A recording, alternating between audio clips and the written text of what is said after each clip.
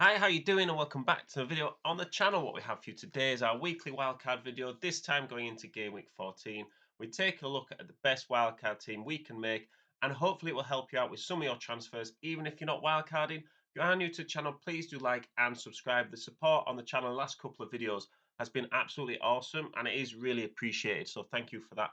Let's get into the team. So we are going to start with the goalkeepers, as we always do, and we're sticking with Areola in goal. We've also got Vlachodimos as our backup keeper from Nottingham Forest. We've taken out Matt Turner because he's not really playing much at the moment. Vlachodimos is a little bit more expensive, but he is still super good value.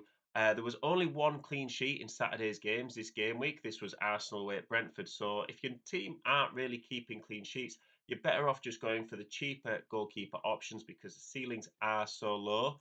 That's what we've done here, and they do actually have pretty good fixtures as well. I'm backing this up with Toffolo from Nottingham Forest. He has 3 assists this season in the 7 games he's played in. Forest also have Everton, Fulham, and Wolves in the next three, so they do look pretty good fixtures from a defensive point of view. Now, we have got a couple of triple ups in this team, and the first triple up we're going to talk about is Liverpool. So Salah speaks for himself. He's just someone that you absolutely need in. Not only is he performing really well, he is also quite highly owned. So if you are wanting to sort of keep up and not lose too much rank, it is important to have a couple of highly owned players in your team. I do also like Liverpool from a defensive point of view. They've got Fulham, Sheffield, and Palace in the next three, so I'm happy for this double up in defence. And they're easy to move off from for another 4.5 million defender. We did talk about in previous videos how we weren't too sure about which of the centre backs was going to partner Van Dijk, but it does look like if Matip is fit, he will be the person that will be alongside Van Dijk in Liverpool's defence. Now, I've also gone for another triple up, the Newcastle one. After Man United, they've got Everton, Fulham, Luton, and Forest in 4 of the next 5. They are in really good form despite the injuries, and Isak is someone you can move off from easily to another cheaper striker because he is one of the most expensive striker options you could get.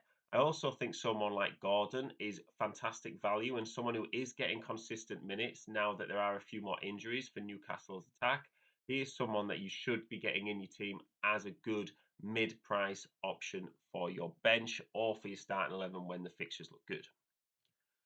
The double up I've gone for next is a Chelsea one. Now, Colwell and Palmer, Chelsea are pretty inconsistent, but it is worth having a couple of their players for the excellent fixture run that they have coming up after the next couple of games.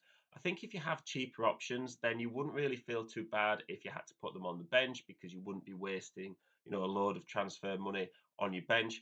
And they do have big upside.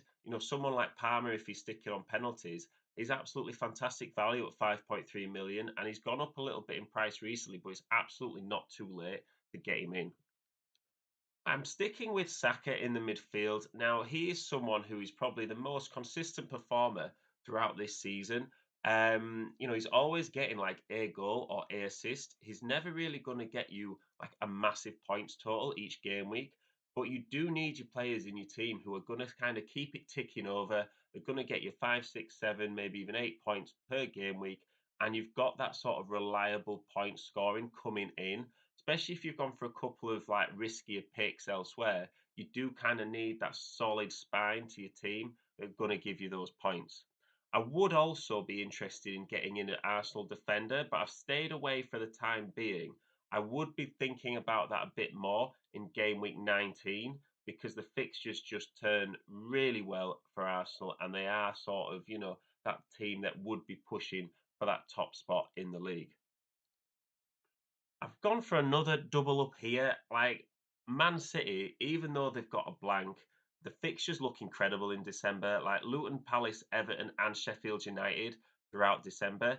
And I think this team covers the blank game week. If you can have a reasonable bench that can come in and cover that for one game week, I don't really see a problem with having two Man City players. I think if you had three, like that's maybe a bit more of an issue because you're unlikely to have sort of three solid players on your bench, but it's still doable. Foden and Haaland look like they're pretty much nailed on for minutes. And as an attacking option against those teams, I just don't see a reason not to have them in. My final player for the team is Solanke. Now, he is the fourth highest point scoring striker in the whole of FPL. He has Palace, Luton, Forest, and Fulham in the next six. So to me, he just looks like someone that, maybe Bournemouth are playing a bit of a tough team. You'd stick him on the bench. Maybe they're playing a weaker team. You wouldn't have a problem playing him. He's obviously scoring consistently. He's the fourth highest scoring striker in FPL, but he's also someone that he comes at a reasonable price as well. So, like we say, you wouldn't really want your Salah or your Haaland on your bench. It's too much money. But for someone like Solanke or Palmer, you wouldn't really have a problem with putting them on your bench because they don't take up that much of your transfer funds. So the overall rating for this team, when I put it into Fantasy Football Hub, shout out to them, is only 89%. Now, we have talked in the past about, kind of take it with a pinch of salt because there's so many variables that can happen in a game. And this team is kind of built for the busy winter fixtures that are coming up. So as long as it's kind of like, 90, 89, 91%, I think it's kind of there or thereabouts. There's a lot of other things you have to take into account as long as the data. It is always nice to have that confirmation of having a good team, which we still do here. But you might want to swap out a couple of players if you disagree with them. But if you do, let me know in the comments. A good thing about this team is it does come under 100 million. So if you have struggled for your budget so far, this team you should still be able to afford, especially if you do own, say, like Salah, who's gone up in price. You maybe got him in when he was a bit cheaper, and therefore you don't need to get him in now, and you might also save a bit of money elsewhere. So the strengths for this team is we do have a deep bench. I wouldn't really have a problem with playing any of my bench over some of my starting 11 that I've got here. It's very easy to interchange them in and out.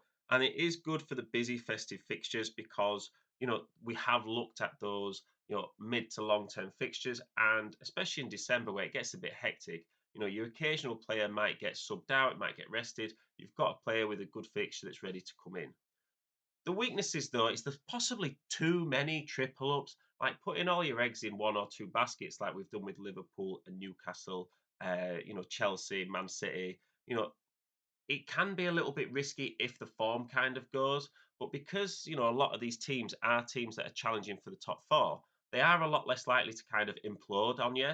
If anything, they are so consistent that if you were going to triple up, maybe the right teams to do it on. And, it's like saying, well, I could take Matip out and get a defender in from a mid-table team just to kind of mix it up and have a bit of variety. But if that mid-table team aren't keeping clean sheets, what's the point? You might as well have gone for, a player that's going to play in a good, consistent team. And there is also the risk of selection headaches because, you know, if you've got a good, well-rounded team with a strong bench, there is also the risk that your bench sometimes score you points that you can't predict, and you miss out on a few points there. But that could be the case in any game week. So let me know what you think about my team. Would you swap anyone out? Would you have I missed anyone out? Please do let me know in the comments. Please do like and subscribe. It's greatly appreciated. Keep an eye out for the my own team's video this game week after the weekend to see how we've been doing. Can we stick with the top 10k, or are we going to let it slip a little bit, which maybe looks a bit more likely after Saturday's games, but Sunday could always turn it round. So, yeah, thank you very much for listening, and I will see you in the next one.